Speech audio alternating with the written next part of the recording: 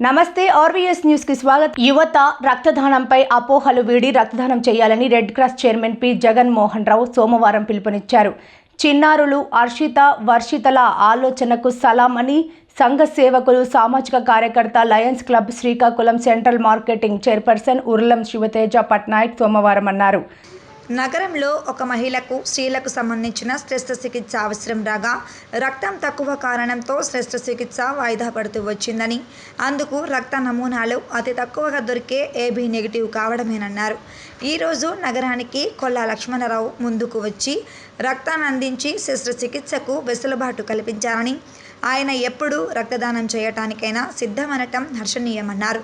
రక్తదాత కొల్లా లక్ష్మణరావు మాట్లాడుతూ red cross ప్రతినిధి నంది ఉమాశంకర్ అందించిన సమాచారం మేరకు వచ్చానని, ఇప్పటి వరకు 9 సార్లు రక్తం అందించానన్నారు.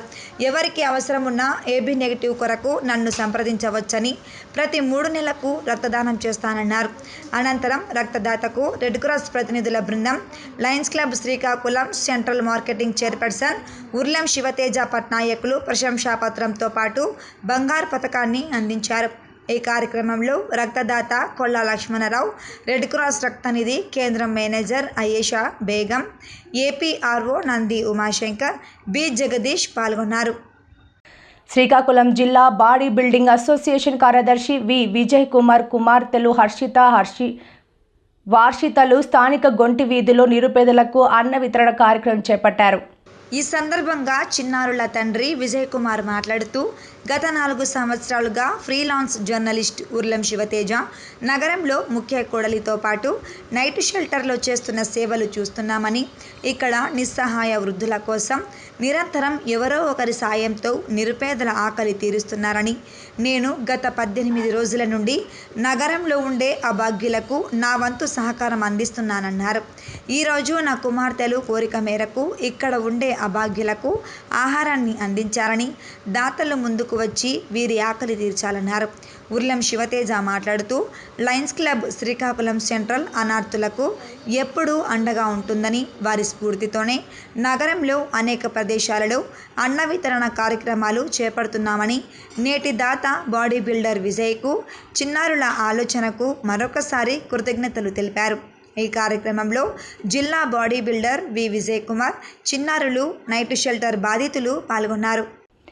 ప్రసిద్ధ సినీ గేయ రచయిత సుద్దాల అశోక్ తేజ రచించిన శ్రీ శూద్రగంగ కావ్యగాన సభ మే 11వ తేదీ ఆదివారం సాయంత్రం 5:30 శ్రీకాకుళంలోని బాపూజీ కళామందిరంలో జరుగుతున్నట్లు సాహితీ స్రవంతి శ్రీకాకుళ సాహితీ ప్రతినిధులు కేతవరపు శ్రీనివాస్, అట్టాడ అప్పలనాయుడు తెలిపారు. ఈ ఉదయం స్థానిక UTF కార్యాలయంలో వివిధ ప్రజా సంఘాలతో సన్నాహక సమావేశం జరిపారు. సభను జయప్రదం చేసేందుకు అన్ని విధాలా సహకరించాలని వారు విజ్ఞప్తి చేశారు. శ్రీ శూద్రగంగ కావ్యం నేటి సమాజ స్థితిగతుల్ని, కులమతపరమైన అణచివేతల్ని, వివక్షతల్ని ఎత్తిచూపి పరిష్కారం వైపుగా ప్రజల్ని కదిలించే శక్తివంతమైన కావ్యమని అట్టాడ అప్పలనాయుడు అన్నారు. సుద్దాల అశోక్ తేజ తెలంగాణ సాయుధ పోరాటంలో పాల్గొని తన గేయాలతో ప్రజల్ని కదిలించిన గొప్ప కవి సుద్దాల హనుమంతు కుమారుడని, ఆయనకు నిజమైన వారసుడని అన్నారు. శ్రీకాకుళం ప్రజల సాహిత్య సాంస్కృతిక అభిలాషని చాటి చెప్పేలా సభను దిగ్విజయం చేయాలని ఆయన విజ్ఞప్తి చేశారు.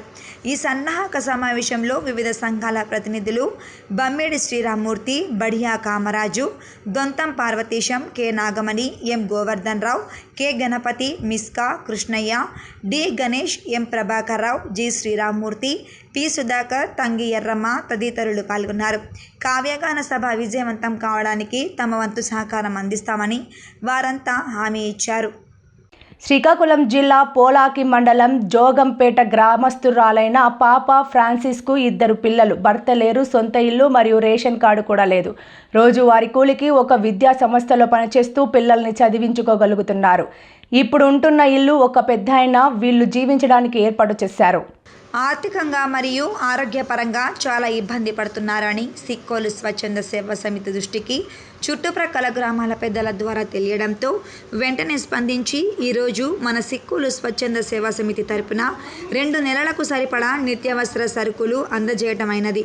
అలాగే వాళ్లకు ఆరోగ్యపరమైన సమస్యలు వస్తే వైద్యం ఖర్చులు డాక్టర్ బ్రహ్మం గారు చూస్తానని హామీ ఇవ్వడం జరిగింది. ఈ కార్యక్రమంలో త్రినాథరావు మాస్టర్, డాక్టర్ బ్రహ్మం, వరప్రసాద్, కోరాడ నాగరాజు, సూర్యప్రకాష్, గోవిందరావు మరియు గ్రామ పురజనులు పాల్గొన్నారు.